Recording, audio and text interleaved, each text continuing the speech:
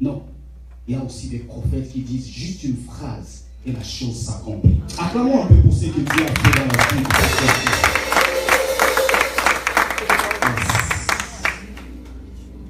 Je bénis mon Dieu pour ce soir. Dieu nous a fait du bien. Dès le début de ces cultes, lorsque je suis entré ici, j'ai senti le ciel qui était déjà ouvert. Et Dieu m'a dit, lorsque je venais, de dire à chacun d'entre nous que quelque chose va se passer ici. Amen. La seule chose dont nous devons faire est d'ouvrir nos cœurs et disposer notre esprit afin de recevoir ce que l'Esprit de Dieu sera en train de nous dire ce soir. Alors, sans plus tarder, j'aimerais que nous puissions ouvrir nos Bibles dans le livre de Nombre. Nombre chapitre 11, versets 24 à 30.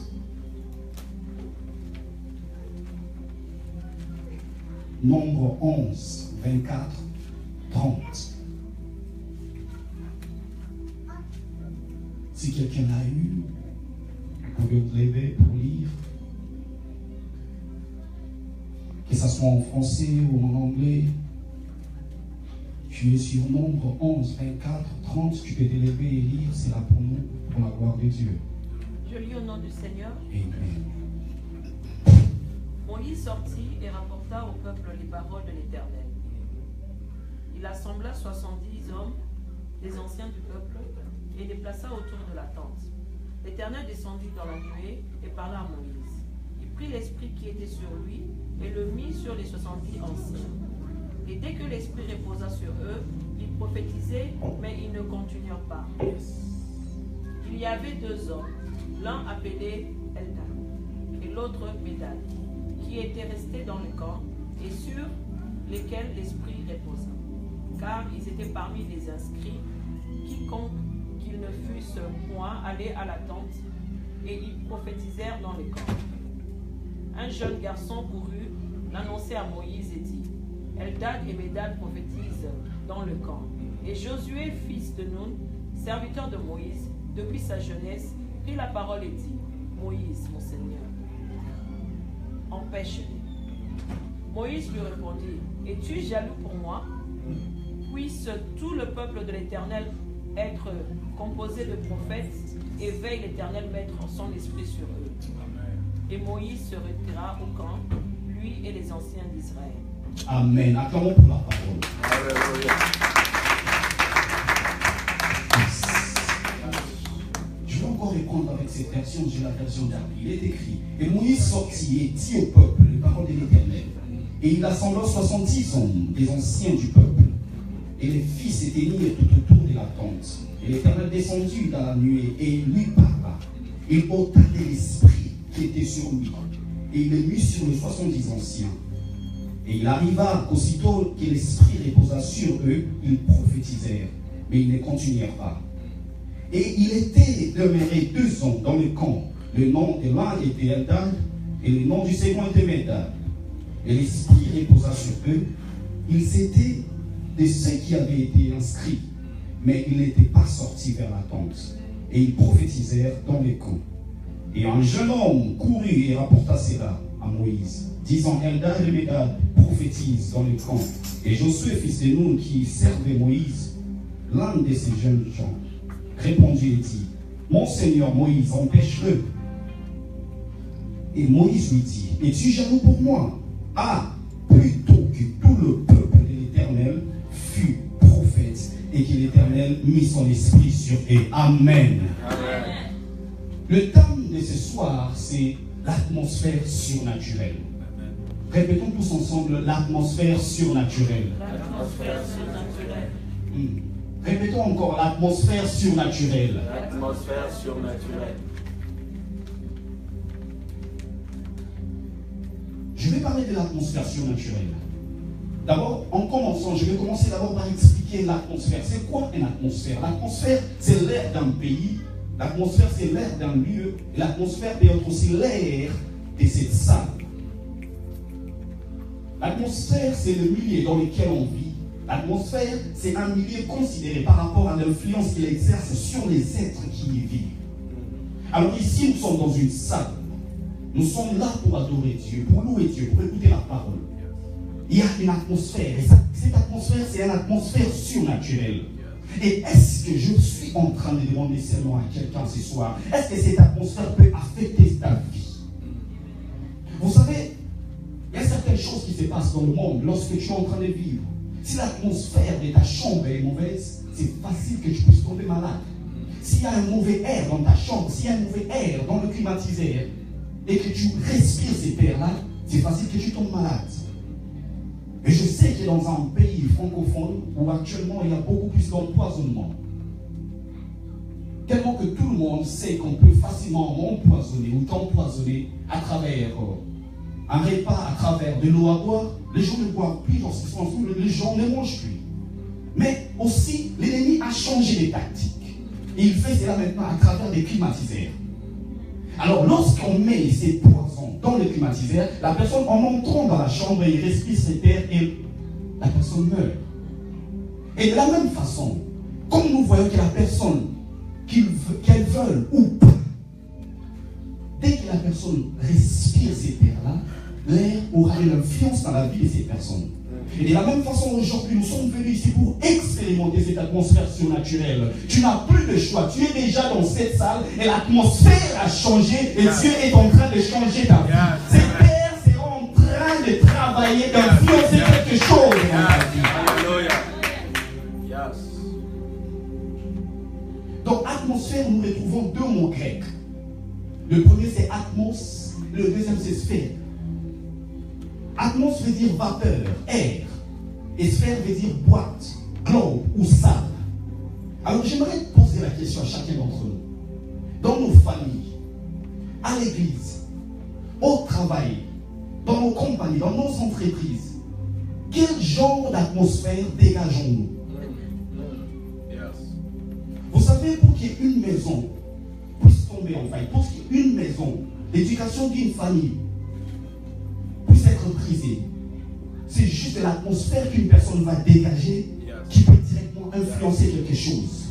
Si dans une famille il y avait la paix qui régnait et que le cadet ou la cadette amène une atmosphère des gens colériques, vous allez voir que l'atmosphère va changer. Et papa, et maman, et les sœurs vont aussi avoir certaines atmosphères si on n'arrive pas à changer cela. Mais ce qui est bien dans la vie des enfants de Dieu est que lorsqu'une personne vient avec une mauvaise atmosphère, lorsqu'une personne vient avec une atmosphère colérique, une atmosphère de malédiction, et c'est lui qui peut changer tout, El Shaddai. Et lorsqu'il parle, la chose s'accomplit. Lorsqu'il y a sa présence, c'est là tout change. On n'a pas de choix. J'étais en train d'expliquer avec ces climatiseurs qu'on a empoisonnés, qu'on ne le veuille pas, le fait de respirer. Comme on dit en anglais, inhale. Lorsque vous êtes en train de tirer cet air-là, vous faites entrer cela et cela vous détruit. Et lorsque vous avez un problème, je suis en train de vous dire, la seule chose dont vous avez besoin de faire, c'est provoquer cette atmosphère surnaturelle. Parce que lorsque l'atmosphère surnaturelle est là, la seule chose dont vous avez juste besoin de parler. Parler, les choses vont changer. Vous savez, dans le surnaturel, il y a une chose que j'aime beaucoup. C'est quoi? Une bouteille d'eau. Je vais donner un exemple du surnaturel. Avec la loi de la nature. Vous voyez une bouteille d'eau. Lorsque je lève cette bouteille, nous sommes en train de voir la bouteille. La bouteille est déjà faite. Elle est arrivée à son dernier état. Elle ne peut plus être utilisée, par exemple. Mais pour montrer comment Dieu peut faire, comment Dieu peut changer les choses, et que pour que je change l'état de cette bouteille, je peux brûler la bouteille. Et lorsque je brûle la bouteille, la forme change. La bouteille devient comme des liquides. Mais si je continue, je change des degrés pour continuer à brûler cette bouteille, vous allez voir que la bouteille va s'asphyxier. Et ça deviendra juste de fumée. Cela ne veut pas dire que la bouteille a disparu. Non. La bouteille est rentrée à son état d'origine. C'est de la même façon avec Dieu.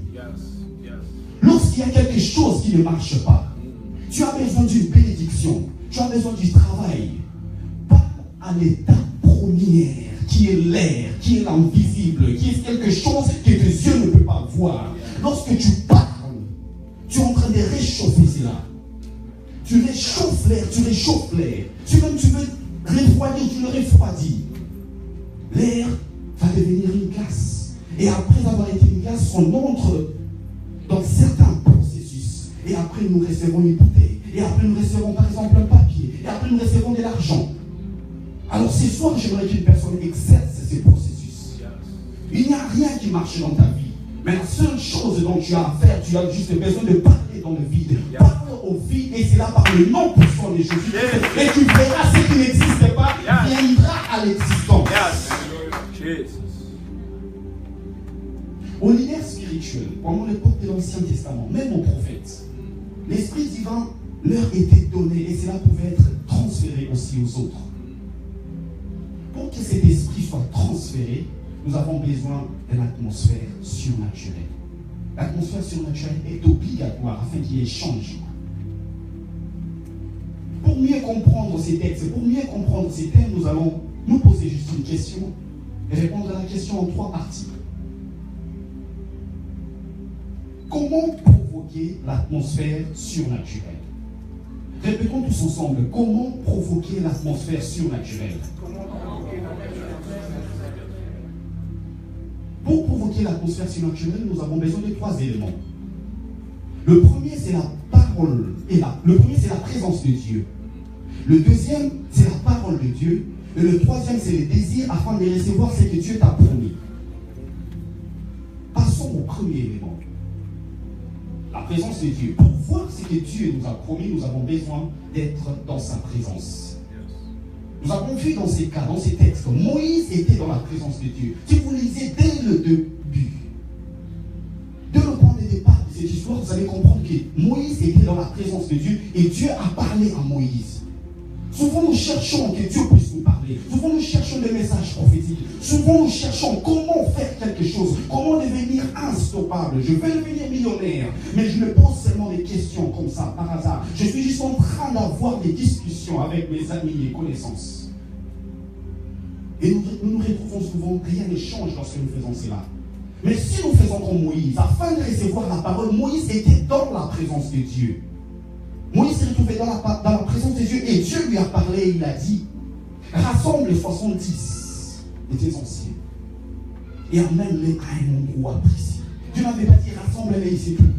Dieu a dit rassemble-les et amène ces gens dans un endroit. Et c'est dans cet endroit qu'il y avait la présence de Dieu. Pour qu'une chose change, nous avons besoin de nous retrouver dans un lieu sacré. Et ce lieu sacré, c'est dans la présence de Dieu. Alors aujourd'hui, je suis venu encourager une personne que là où tu te trouves aujourd'hui, la place où tu plantes le pied en foulée, ça t'appartient déjà. Alors la seule chose dont tu as besoin de faire, c'est de parler. Tu as besoin de prier. Si tu penses que prier, c'est un peu trop, vas-y, parle. Dieu est ton Père. Il est écrit, notre Père qui est aux cieux. La relation entre toi et Dieu, c'est une relation de père et fils ou bien de père et fille. Alors pourquoi dans la présence de Dieu, tu as souvent honte de parler? Pourquoi dans la présence de Dieu, tu as des hésitations pour parler? Tu veux prier, tu veux parler à ton père, mais tu te poses des questions. Tu veux regarder ton voisin, ta voisine. Est-ce que dans une famille, lorsqu'un enfant veut parler à son père, cet enfant aura peur ou honte de ses soeurs qui la voient? Je ne suis pas sûr. C'est de la même façon aujourd'hui. Nous sommes dans la présence de Dieu. Tu as déjà la foi en toi. Alors la seule chose dont tu as besoin, c'est de parler. La seule chose dont tu as besoin, c'est de prier. Parle à ton Père afin qu'une chose change. Amen. Souvent nous ratons des bénédictions à cause de notre absence dans la présence de Dieu. Souvent il arrive que nous manquons la prière juste parce qu'il fait froid. Mais lorsque nous avons par exemple le fête, nous voyons toujours les salles qui sont pleines. Et je me rappelle même, ça fait cela quelques années passées, lorsque nous faisions d'abord des fêtes, je me rappelais, il neigeait. Mais dans la salle était pleine. Mais aujourd'hui, s'il ose déneiger, même 1 inch, il y aura déjà des explications. Les gens vont appeler le pasteur pour dire, pasteur, il neige. Mais pour les fêtes, nous voyons les gens comment ils sont motivés pour y aller. Alors aujourd'hui, je suis venu dire à une personne, si tu veux recevoir quelque chose, ta motivation aussi parle à Dieu. Tes intentions. Il y a certains sacrifices que nous faisons. Nous pouvons venir dans la présence de Dieu, oui. Mais ce que nous nous attendons pas afin que Dieu nous parle, nous allons rien recevoir. Dans la présence de Dieu, nous avons besoin d'être conscients et conscients que Dieu va nous parler. Dans la présence de Dieu, nous sommes là pour recevoir des bénéfices. Je suis en train de dire à une personne aujourd'hui, ce n'est pas pour un passe-temps. Beaucoup de gens souvent posent des questions. Pourquoi tu vas à l'église? On peut te poser des questions. Ça fait de cela 2 ans, 3 ans, ça fait 10 ans que tu sers Dieu. Mais rien ne change dans ta vie. Ne crains rien. Dis qu'il y a une femme dans la Bible qui s'appelait Anne. On s'est moqué d'elle, on l'a insulté matin, midi, soir, elle ne s'est jamais fatiguée. Elle a posé ses genoux par terre et elle priait, elle parlait à son Dieu. Et à la fin de compte, Dieu a changé sa situation. Il n'est pas encore trop tard. Il n'est pas encore trop tard. Tu te trouves à un bon lieu, tu te trouves à un bon endroit. Il est écrit, approchez-vous de l'Éternel et l'Éternel s'approchera de vous. Souvent dans la présence de Dieu, nous sommes absents. Souvent dans la présence de Dieu, nous sommes là. C'est comme si nous sommes venus recevoir des nouvelles en bref. Tu es venu parler à Dieu, mais tu parles à Dieu comme si tu faisais une nouvelle en bref. Cela veut dire que tu parles à Dieu, tu dis, Père éternel, j'ai besoin que tu fasses quelque chose. Non. Dans la prière, nous avons besoin de détailler, expliquer clairement à Dieu ce dont nous avons besoin. L'exaucement de la prière, la formule, c'est quoi? Dans l'exaucement de la prière, la formule c'est, je vais donner la formule pour les gens qui font des mathématiques, vous allez un peu comprendre. L'exaucement de la prière égale foi plus parole détaillée plus pratique. Et tu vas avoir l'exaucement pour tes prières. Si tu veux un bon résultat dans la prière, lorsque tu entres dans la présence de Dieu, au préalable, tu dois d'abord avoir la foi. Mais tu ne dois pas t'arrêter là. Parce que la foi sans exercice égale 0. La foi sans exercice, tu ne vas rien voir. Mais lorsque tu as la foi dans la présence de Dieu et que tu parles, ne t'arrête pas là. Parce que la foi plus la parole sans pratique égale 0. Mais lorsque tu es dans la présence de Dieu et que tu as la foi et tu ajoutes ta parole et afin de compte, Dieu te parle, te montre les directives à suivre afin de recevoir un travail. Et afin de compte, toi tu vas pour faire la pratique. Et en ce moment-là, tu auras maintenant le résultat à tes prières. C'est simple. Aujourd'hui, nous sommes dans la présence de Dieu, oui. Nous allons prier et Dieu va changer nos situations, oui. Mais comment c'est là? Quelle est la formule? Nous avons besoin de la foi. Nous avons besoin de parler. Et nous avons besoin de mettre en pratique ce dont nous avons dit. Nous devons mettre en pratique ce que Dieu nous a dit. Lorsque Dieu est là, il parle. Répétons tous ensemble. Lorsque Dieu est là, il parle. Et je vais entrer dans mon deuxième élément. Le deuxième élément, pour provoquer la présence de Dieu, c'est la parole de Dieu. Nous nous rappelons qu'au premier élément, nous sommes déjà dans la présence de Dieu. Et lorsque nous sommes dans la présence de Dieu, comme Moïse, il a amené les 70 anciens dans la présence de Dieu. Ça veut dire qu'ils avaient déjà la foi. Lorsqu'ils sont venus, et il y a eu la parole. Je dis, dans la présence de Dieu, lui, le Père, notre Dieu, il parle. Dans Nombre 11, 24, il est écrit, et Moïse sortit et dit au peuple, le parole de l'Éternel. Et il assemblait 70 hommes, des anciens du peuple, et les fit tenir autour de la tente. Il est écrit, et l'Éternel descendit dans la nuée. Avant que l'Éternel descende dans la nuée, d'abord nous voyons que Moïse a rapporté la parole. Ici, retenons d'abord le verbe rapporter. Rapporter, c'est quoi? Rapporter veut dire ramener quelque chose à l'endroit où il s'est trouvé. Rapporter veut dire c'est apporter de nouveau. Rapporter veut dire procurer un gain à quelqu'un. Aujourd'hui, je suis en train de parler de la part de Dieu. Aujourd'hui, je suis en train de prêcher, oui. Mais qu'est-ce que cela veut dire? Quelqu'un peut me dire, mais qu'est-ce qu'il est en train de faire? Oui, c'est toujours comme ça. Chaque dimanche, nous venons à l'église, c'est à la quotidienne. Non.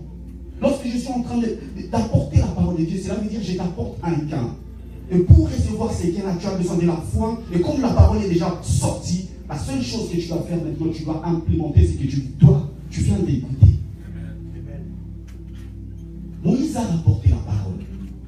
Vous savez, lorsqu'un prophète amène une parole qui vient de susciter, lorsqu'un prophète amène une parole qui vient de ce que son œil physique a vu, rien ne va changer. Lorsqu'on rapporte une parole qui vient de soi, lorsqu'on rapporte une parole qui n'est pas motivée, qui n'est pas inspirée par le Saint-Esprit, rien ne va changer. Si Moïse rapportait sa propre parole, je ne suis pas sûr que les anciens allaient être persuadés. Dieu est derrière sa parole pour l'accomplir. Et lorsque Dieu parle, c'est dont nous devons faire, nous devons juste s'approcher. Nous devons juste nous approcher et parler, implémenter ce dont Dieu nous a dit. Parce que lorsque nous apportons la parole de Dieu, l'Esprit du Seigneur est là pour convaincre. Moïse a apporté la parole et l'Esprit était là pour convaincre. Afin que les 70 anciens viennent dans la présence et que Dieu parle. Moïse ne rapporta pas sa propre parole. Lorsqu'on rapporte sa propre parole, cela veut dire qu'on a pris notre parole à travers l'intelligence humaine. Lorsque je parle de l'intelligence humaine, cela va juste faire à ce que je puisse convaincre l'intelligence d'une autre personne. Mais lorsque je suis en train de venir, pour convaincre des esprits, je dois être au préalable un esprit. Dieu est esprit. Tous ceux qui l'adorent doivent l'adorer en esprit et en vérité. Mais comment tu peux adorer Dieu en esprit et en vérité si toi-même tu n'es pas l'esprit? Et comment tu peux apporter la parole d'un esprit si tu ne vas pas être toi-même esprit, si tu ne vas pas être persuadé de l'esprit? Le faire aiguise le faire. L'esprit parle à l'esprit. Je parle à une personne ce soir que si tu veux que ta vie change, transforme-toi d'abord. Sois consciente que je suis un esprit et un esprit est comme un vent. Personne ne sait d'où il vient, personne ne sait où il part. On ne peut jamais bloquer un esprit. Lorsqu'un esprit passe, si vous bloquez cet esprit, il va chercher un autre chemin. Lorsqu'un vent passe, si vous mettez quelque chose pour le bloquer, vous allez sentir que le vent est en train de dévier. Là, c'est si le vent est un peu avec une tension inférieure, il va dévier. Mais si ce vent-là est violent, ce vent va bousiller la chose que vous avez mis. C'est la même façon que je suis en train de parler à quelqu'un ce soir. Tu es un esprit. Tu as reçu la parole d'un esprit. Alors la seule chose que tu as besoin, c'est d'implémenter, c'est la parole maintenant. Nous voyons comme Ézéchiel dans le livre d'Ézéchiel 37. Il a parlé, il a parlé, il a parlé. Nous avons vu. Les ossements se sont rassemblés. Nous avons vu la chair a poussé. Nous avons vu, il y a eu tous ces processus-là, du sang et des veines des consorts. Mais il n'y avait pas de vie. Pour qu'il y ait vie, il fallait que l'esprit souffle. De la même façon aujourd'hui, ton travail est bloqué. De la même façon aujourd'hui, tu trouves que ta vie est bloquée à un certain endroit. De la même façon aujourd'hui, tu vois que tes études ont stoppé quelque part. Oui, tu as prié, tu as beau gêner, tu es dormi par terre. Mais la seule chose dont nous avons besoin aujourd'hui, c'est que l'esprit souffle. Lorsque l'esprit souffle, ce qui était impossible devient possible. Amen. Amen. Comme je disais, pour que tu touches les esprits, il faut que tu sois toi-même un esprit. Alors j'aimerais rajouter autre chose. Pour toucher l'esprit d'un autre, tu as besoin d'une aide spirituelle. Et cette aide spirituelle, c'est le Saint-Esprit. Dieu a parlé à Moïse et Moïse à son tour, il a juste fait comme il lui a été commandé. Je suis sûr et certain, chacun d'entre nous, Dieu nous parle. Souvent Dieu te parle même par un songe, souvent Dieu te parle même pour une vision, souvent Dieu te parle par son serviteur. Oui, on a prophétisé sur ma vie, oui, on a dit quelque chose sur ma vie, oui, on a dit que je vais avoir un enfant l'année prochaine, mais est-ce que tu as fait comme il t'a été commandé? Tu peux recevoir la parole de Dieu, oui. Tu peux recevoir ce que Dieu t'a dit, oui. Tu peux recevoir une prophétie, oui. Mais est-ce que tu as agi comme il t'a été commandé? Moïse, s'il n'agissait pas comme il lui a été commandé, peut-être la voix de Dieu n'allait pas retentir. Alors ce soir, je suis en train de parler à une personne que lorsque la voix de Dieu est là, nous devons être disponibles. Lorsque la parole de Dieu est là, nous devons être disponibles parce que lorsque Dieu parle, ce n'est pas par hasard. Il est derrière sa parole pour l'accomplir. Amen. Dieu t'a déjà parlé. Alors c'est donc tu as besoin de faire, c'est juste d'obéir et non mettre des doutes. J'ai toujours dit des doutes et des incrédulités. C'est une adoration faite au diable. Si nous voulons échouer, la clé de l'échec, c'est des doutes. La clé de l'échec, ce sont des incrédulités. Nous voyons les enfants d'Israël, lorsqu'ils sortaient de l'Égypte. Le plan des dieux n'était pas afin que les enfants d'Israël passent 40 ans dans le désert. C'est à cause des murmures et des doutes qu'ils ont retardé leur accomplissement. C'est la même façon aujourd'hui. La parole de Dieu est en train de venir vers toi. Est-ce que tu as des doutes? Est-ce qu'il y a des incrédulités? Est-ce qu'il y a des murmures? S'il y en a aujourd'hui, je ne suis pas venu pour te dire que non, c'est faux. Non, je suis venu ici pour te dire qu'avec la présence de Dieu, à cause de cette présence surnaturelle aujourd'hui, c'est tout va se transformer en foi. Amen. Comme je l'ai dit dès le point de départ, que pour recevoir quelque chose, pour que la chose change dans ta vie, pour voir le surnaturel dans ta vie, tu as besoin de la foi. Nous voyons avec la parole de Dieu, lorsque Dieu parle, ce dont nous avons besoin de faire, c'est d'enlever des doutes, enlever des incrédulités, enlever des murmures. Dieu t'a déjà parlé. Dieu t'a parlé même plusieurs fois. Mais tu te retrouves que dans ta vie, tu es en train de tourner en rond. Tu te retrouves que dans ta vie, rien ne marche, mais tu dis que Dieu t'a déjà parlé, que Dieu te parle toujours. Oui, tu reçois toujours des visions. Aujourd'hui, je suis venu parler à quelqu'un que nous avons juste besoin d'une clé, et cette clé, c'est la foi. Bien sûr que tu peux me dire, prophète, j'ai la foi. Prophète, Dieu n'a pas encore agi dans ma vie, mais j'ai la foi. J'aimerais te dire, si tu as la foi, tu n'allais pas dire aujourd'hui que Dieu n'a jamais agi. Tu vas faire comme David. David, lorsqu'il souffrait, il était dans la présence de Dieu et il rappelait à Dieu ce qu'il a fait auparavant. Lorsque tu es dans la présence de Dieu, tu traverses les difficultés. Ne pleure point. Rappelle à Dieu ce qu'il a fait auparavant. Commence à témoigner, dis que Dieu, si jusqu'aujourd'hui je vis, c'est par ton miracle. Alors, Père, sois loué, Père, sois glorifié, et tu verras un changement qui va se passer dans ta vie. Amen. Aujourd'hui, c'est comme si nous sommes une race de chrétiens qui aiment se lamenter, qui aiment toujours pleurer. Mais dans la présence de Dieu, il y a des moments que Dieu ne veut pas que tu puisses seulement demander. Il veut que tu te mettes là. Mets-toi à genoux, commence à l'adorer. Tu as des problèmes, rien ne marche dans ta vie. Commence à adorer, parle au Père.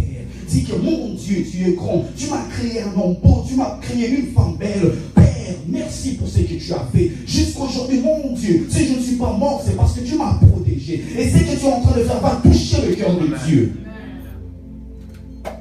Comment j'ai défini l'adoration? Selon moi, l'adoration, c'est une prière indirecte. Parce que lorsque nous adorons Dieu, lorsque nous disons à Dieu ce qu'il a fait, nous disons comment il est grand. Nous ne demandons rien. C'est la touche du cœur de Dieu. Et Dieu commence à chercher des choses qui se passent dans ta vie. C'est dont tu n'as même pas demandé et il agit. Raison pour laquelle je dis que l'adoration est une prière indirecte. Est-ce qu'il y a quelqu'un ce soir qui veut parler à Dieu en adorant, malgré tes difficultés, malgré ce que tu es en train de traverser dans ta vie?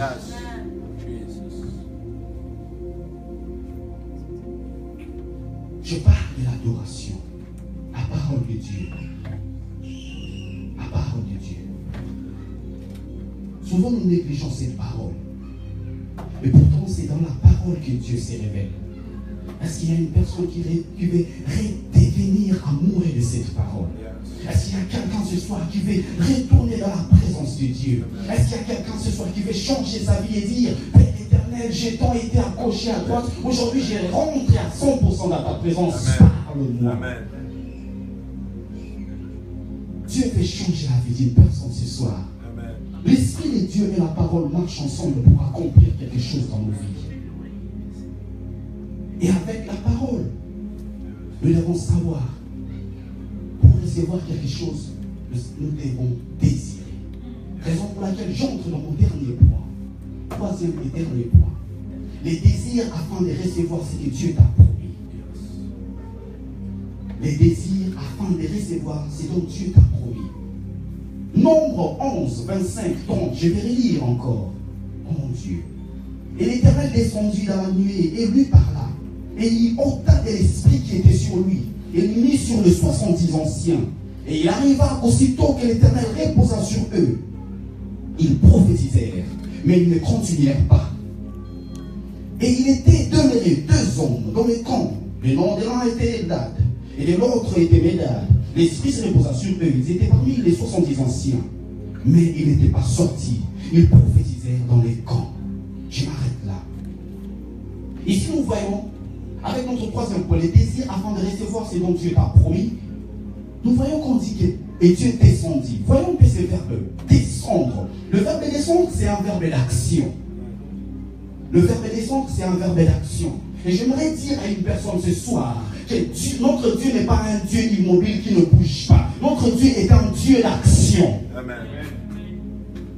Quand je parle d'action, je sous-entends un mot dans action qui est actif. Aujourd'hui, nous voyons il y a des gens actifs et il y a des gens passifs. Il y a des femmes actives et il y a des femmes passives. La différence entre une femme passive et une femme active, c'est quoi? Dans active, comme nous venons de voir, dans active, il y a action. Les gens qui sont actifs, ce sont les gens qui implémentent les mouvements. Les gens qui sont actifs, ce sont des gens qui initient les mouvements. Mais les gens qui sont passifs, ce sont des gens qui sont là juste en train de rester et recevoir et subir des mouvements. Alors ce soir, est-ce qu'il y a une personne qui veut commencer à initier le mouvement? Ce soir, est-ce qu'il y a une personne qui veut commencer à initier la bénédiction dans sa famille? Ce soir, est-ce qu'il y a une personne qui veut commencer à initier le changement dans sa famille? C'est simple. Notre Dieu est un Dieu d'action. Nous devons aussi être des êtres humains d'action. Nous devons être actifs. Comme je disais, descendre, c'est un verbe d'action.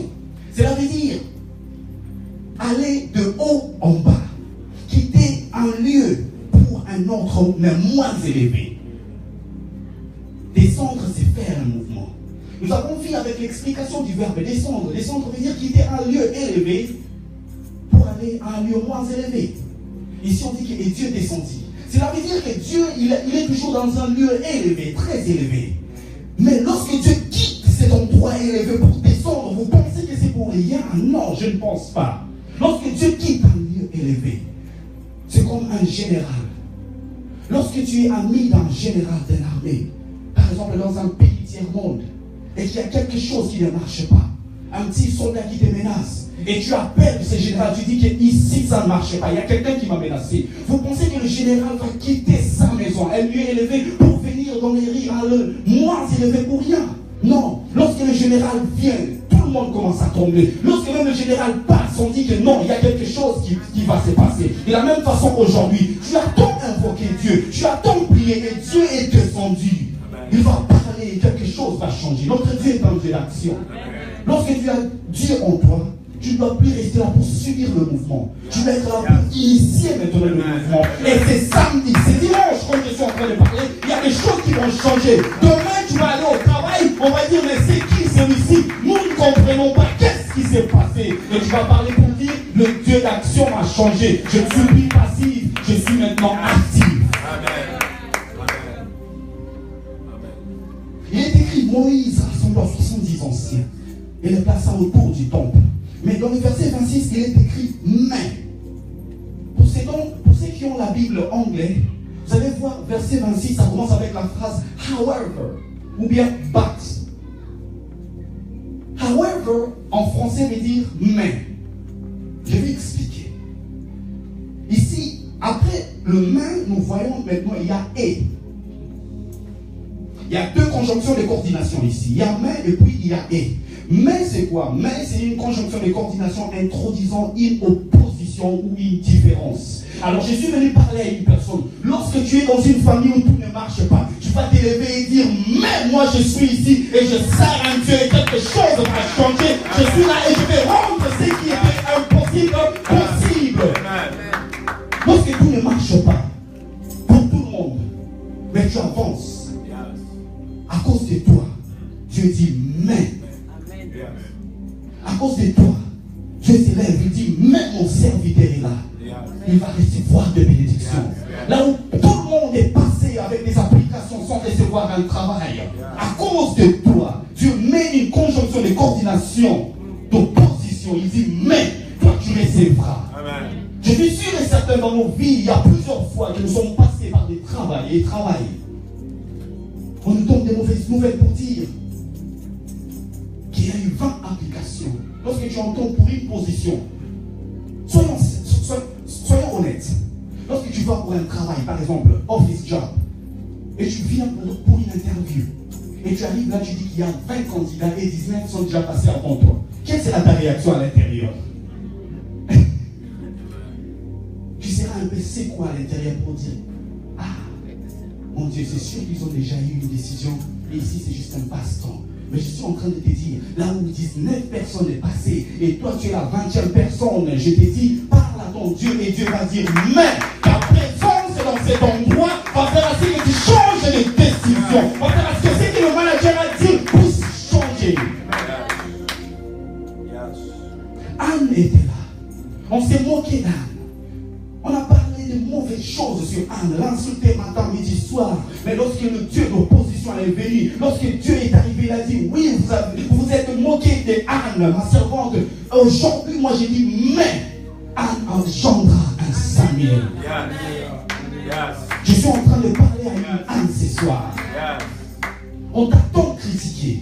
On a tant parlé de mauvaises choses sur toi. On a tant dit que celle-là ne va jamais avancer. Celle-là ne va pas concevoir. Lève-toi et dis, mais quelque chose va changer. Et ce que vous êtes en train de dire va changer. Nous voyons ces serviteurs, 70 anciens, ils étaient dans la présence de Dieu. Et Dieu est descendu. Ils ont prophétisé. Cela veut dire aussi, avec l'exemple d'aujourd'hui, tu étais dans des groupes de prière, vous avez prié, vous avez gêné. Et tu as vu beaucoup plus de gens recevoir du travail. Mais jusqu'à présent, tu n'as pas de travail. Vous avez beau prier, vous avez beau gêner. Tu as vu les enfants des têtes qui ont reçu des bourses pour aller à l'université. Mais tes enfants, jusqu'à présent, il n'y a pas moyen et tu veux signer les loans. Je suis venu pour te dire, lorsqu'il y a le Dieu éternel qui vient, il va dire, mais pour ton cas, quelque chose va changer. Les 70 anciens, ils étaient là dans la place. Et Dieu est descendu, ils ont prophétisé. Et il est écrit, mais il y avait deux hommes, Eldad et Médad. Eldad et Médad, ils étaient parmi les inscrits. Cela veut dire, toi aussi comme tu es là, tu es parmi les inscrits qui doivent recevoir de bonnes choses. Eldad et Médad, ils étaient parmi les inscrits. Mais ils étaient hors de la tente. Lorsque l'Esprit de l'Éternel s'est reposé sur les 70 anciens, la différence ici, qu'est-ce que j'aime? Cette chose, c'est que l'Esprit s'est reposé sur les autres, ils ont eu des avant-goûts. Avec Dieu, avant qu'il te donne la totalité, il te donne d'abord des avant-goûts. Et ils ont vu des avant-goûts. Je suis en train de te dire aussi, la bénédiction que tu es en train de voir chez ta voisine, chez ta soeur ou frère, dis que oui, c'est une bonne chose, Père, je te loue, mais ce sont des avant-goûts. Parce que ce que je vais recevoir ne va pas stopper. Comme ces 70 anciens. L'Esprit était sur eux. Ils ont prophétisé. Mais il est écrit. Mais ils ne continuèrent pas. Mais quand les deux hommes, Eldad et Médad, ont prophétisé, ils ont continué de prophétiser. Cela veut dire aujourd'hui, quand tu vas prier, Dieu va descendre, Dieu va te bénir. Et cette bénédiction ne va pas s'arrêter aujourd'hui. Cette bénédiction ne va pas s'arrêter dans 2 ans ou 3 ans. Ça sera une bénédiction continuelle. Et pour Eldad et Médad, on dit, ces gens étaient parmi les inscrits. Et maintenant, on met virgule, on met eux. Conjonction de coordination, introduction, une addition. C'est ici que moi j'aime les choses de Dieu. Excusez-moi pour les termes, c'est ici moi j'appelle cela le mystère de l'arithmétique. Dans l'arithmétique, nous avons l'addition, la soustraction, la division, la multiplication. Avec Dieu, lorsqu'il y a des souffrances, tu implores ton Dieu, Père, j'ai besoin de ce mystère d'arithmétique. Et Dieu vient et il soustrait tes malheurs. Lorsque tu vois quelque chose qui manque, tu parles à ton Dieu, tu dis, Père éternel, et c'est une conjonction de coordination qui introduit, oh mon Dieu, une addition. Et Dieu ajoute des choses dans ta vie. C'est simple, la seule chose que nous avons besoin, c'est parler avec détail. Le moment est venu ce soir, tu vas parler avec détail. Parle à ton Dieu, dis, mon Dieu, il y a quelque chose qui va se passer dans ma vie. Il y a quelque chose qui va changer dans ma vie. Est-ce que je parle à quelqu'un ce soir? Oh mon Dieu. Yes.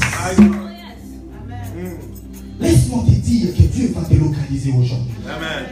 Amen. Tout le monde peut penser. Tout le monde pouvait dire, oui, nous sommes ici dans la tente. Nous sommes en train de prophétiser. Prophétiser, c'est une très bonne chose, oui. Tout le monde pouvait dire, nous sommes ici, parce que c'est là où Dieu avait dit, et nous a localisés. Mais je suis venu te dire que le GPS de Dieu ne se perd jamais. Tu es ici, peut-être à côté de ça, l'autre a reçu ses bulletins, l'autre a reçu son travail. Mais je suis en train de te dire que le GPS de Dieu va te localiser ce soir, et quelque chose va changer. Yes.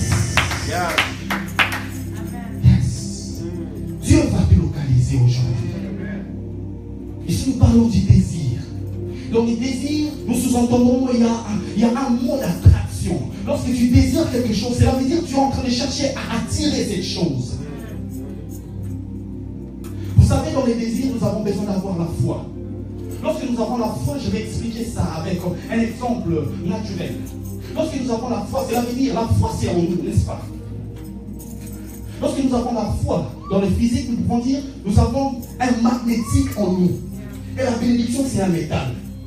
Du fait que nous sommes en train de marcher, tu marches. Qu'est-ce que le magnétique fait à un métal? Ça attire le métal. C'est de la même façon. Tu désires quelque chose. Tu as déjà la foi en toi. Marche, sois avec une assurance. Parce que la bénédiction sera attirée par toi. La bénédiction sera attirée par ta motivation. Est-ce que je parle à quelqu'un ce soir? Et la foi c'est quoi? La foi c'est magnétique. Et la bénédiction c'est un métal. Comment se fait-il que tu as un magnétique mais tu te plains pour dire que le métal n'arrive pas?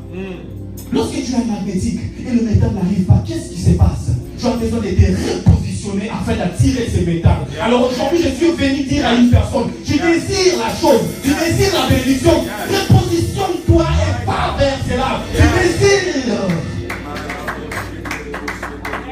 Qu'est-ce que tu dois faire? Tu vas te repositionner. Je répète encore, tu as un métal ici à 1 mètre et tu as le magnétique. Et tu sens que ce magnétique n'arrive pas à attirer ces métals. Tu t'es déjà repositionné. Lorsque tu te repositionnes, afin d'attirer ces magnétiques, qu'est-ce que tu dois faire? Avance vers ces métals. Depuis que tu avances vers ces métals, tu vas juste penser et tu vas juste voir à l'immédiat ces métals se comptent sur le magnétique. C'est de la même façon. Dieu t'a déjà parlé. Dieu t'a déjà dit quelque chose sur ta vie. Dieu t'a montré des bénédictions. Qu'est-ce que tu dois faire? Avec ceci, nous voyons juste, comme il est écrit, tes bénédictions sont là dans les lieux célestes. Mais il faut savoir, dans les lieux célestes, ce n'est pas un lieu facile. Parce que dans le lieu céleste, il est écrit que nous avons affaire ni au sang ni à la chair, mais aux principautés, aux esprits méchants qui se trouvent dans les lieux célestes. Cela veut dire se trouve dans les lieux célestes, et il y a aussi des gens qui ne veulent pas que tu reçoives cela. Il y a des esprits qui ne veulent pas que tu reçoives cette bénédiction qui se trouve dans les lieux célestes. Alors, le métal se trouve là. Il y a quelque chose qui est en train de bousiller ce métal. Qu'est-ce que tu dois faire? Tu dois parler. Ta voix est une voix d'un lion. Amen. Lorsque je parle d'un lion, nous voyons Jésus le don de la tribu de Juda. Juda qui veut dire louange. Lorsque tu es en train de pousser des cris de louange, il est écrit que Dieu siège au milieu de la louange. Lorsque Dieu siège là où tu es, tout obstacle qui se trouve dans les célestes sera écarté afin de compte. L'ange qui était à Paris à Daniel, il va amener ta réponse. Est-ce que tu parles à quelqu'un? Le moment est venu. Parle à Dieu. Tu as tant désiré. Tu as tant pleuré. Les gens se sont moqués de toi. Les gens ont dit que tu n'avanceras pas. Les gens ont dit que tu n'auras pas d'enfant. Les gens ont dit que toi, pendant l'été, tu n'auras pas de voyage. Tu ne vas pas aller gauche et droite pour te relaxer. Lève-toi et dis, comble les cas de Médad et Eldad. La phrase n'a pas continué. Le paragraphe n'a pas continué. On a mis une conjonction de coordination qui introduit une opposition. Un humain a parlé. Est-ce qu'un humain peut changer ta vie? Je ne pense pas. Si tu as Dieu en toi, tu vas faire des grandes choses. Lorsque tu t'attends à quelque chose, il faut éviter d'être un obstacle quand les autres reçoivent aussi leur bénédiction. Pourquoi j'ai dit ceci? Ici, nous avons l'exemple de Josué. Nombre 11, 27, 30. Il est écrit, mon Dieu, yes. Maintenant je peux voir, yes. Et un jeune homme courut et rapporta cela à Moïse, disant, Eldad et Médad prophétisent dans les camps. Et Joseph, fils de Noun, qui servait Moïse, l'un de ces jeunes gens, répondit et dit, mon Seigneur Moïse, empêche-le. Et Moïse lui dit, es-tu jaloux pour moi? Ah, plutôt, tout le peuple de l'Éternel fut prophète, et que l'Éternel mit son esprit sur eux. Pendant que ce jeune homme a vu, pourquoi ce jeune homme, il a vu ce qui s'est passé avec Eldad et Médad, et il courut vers Moïse pour lui donner la nouvelle? C'est parce que c'était l'inattendu. C'est qu'il y avait quelque chose qui ne s'est jamais passé. C'est parce qu'il y avait quelque chose qu'on n'avait jamais vu. Alors de la même façon, je suis en train de te dire, dans ta vie, il y aura de l'inattendus. Dans ta vie, il va se passer des choses que les gens ne s'attendaient pas. Et ils vont appeler ses amis pour dire, qu'est-ce qui se passe? Qu'est-ce qui se passe? Le frère David a reçu le million. Qu'est-ce qui se passe? Le frère David a une entreprise. Qu'est-ce qui se passe? Cet homme a resté l'enfant. Qu'est-ce qui se passe? Bientôt tu vas devenir le sujet des conversations des gens. On t'a tant ignoré. Bientôt tu vas devenir le sujet des choses que les gens sont en train de parler. Est-ce que je parle à quelqu'un ce soir? Non, mon Dieu, la parole éternelle est en train d'être proclamée sur ta vie. Vous savez, ce que j'aime avec ce passage, c'est quoi? On n'a pas cité le nom de ce jeune homme. On a dit un jeune homme couru vers Moïse pour lui dire, Eldad et Médad prophétise. Pourquoi on n'a pas donné le nom de ce jeune homme? C'est de la même façon. Lorsque les gens commencent à te critiquer pour dire comment il a reçu des millions, c'est qu'il fait la drogue. Comment il a reçu des millions, c'est qu'il est devenu voleur. On ne va pas donner le nom.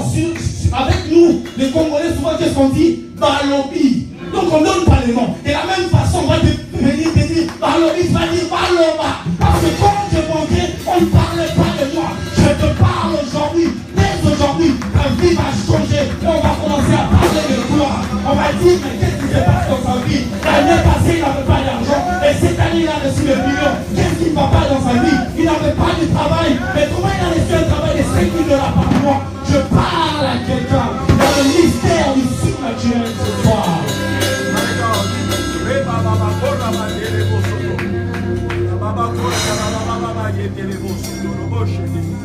Mon Dieu,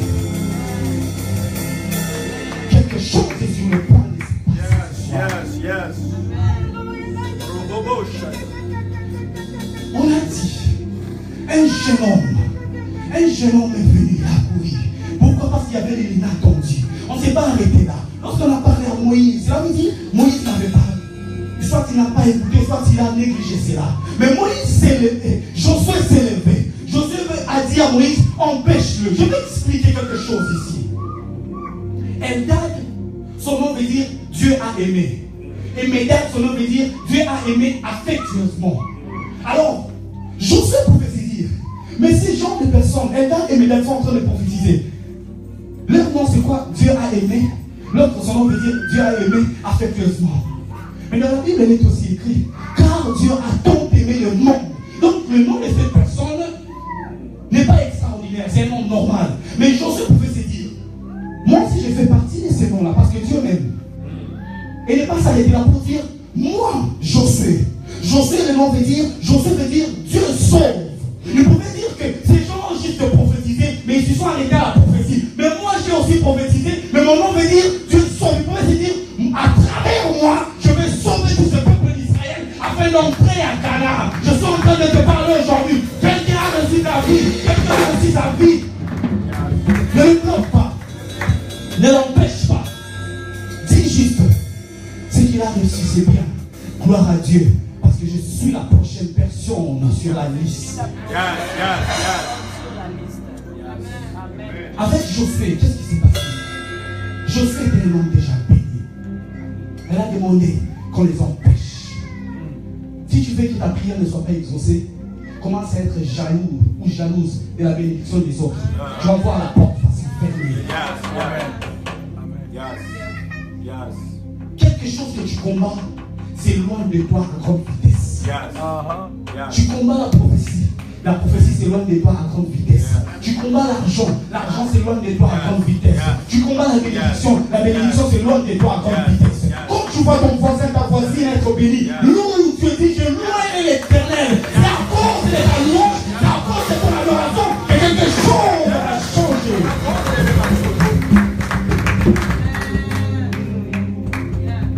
Qu'est-ce que Moïse a fait? J'aime bien la réaction de Moïse. Moïse a montré le leadership. La différence entre Moïse et Josué était que Josué est venu montrer la jalousie. Mais Moïse a montré l'altruisme. L'altruisme, c'est quoi? C'est un sentiment qu'une personne prouve pour une autre personne sans avoir des bénéfices sur cela. Donc Moïse était content que d'autres prophètes et d'autres personnes prophétisaient aussi. Il était content. Il a même dit, puisse tout le peuple de l'Éternel soit constitué de prophètes et que l'Esprit de l'Éternel se repose aussi sur eux. Ce soir, j'aimerais qu'une personne se lève aujourd'hui et dise, oui, j'ai déjà vu mon frère, ma soeur, mes cousins et cousines qui ont reçu la bénédiction. C'est le moment où je vais m'arrêter ici. Je ne veux plus pleurer, je ne veux plus m'inquiéter.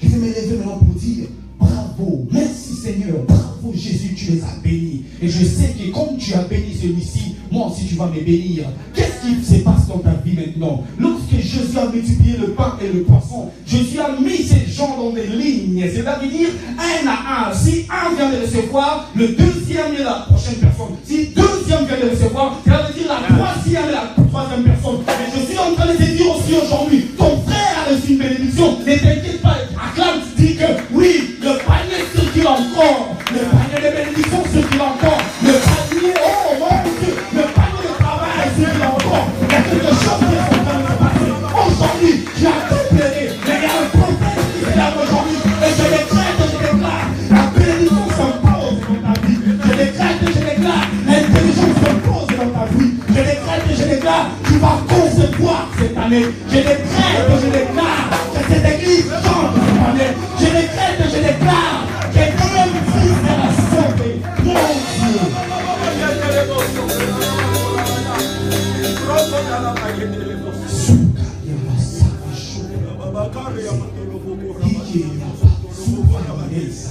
Si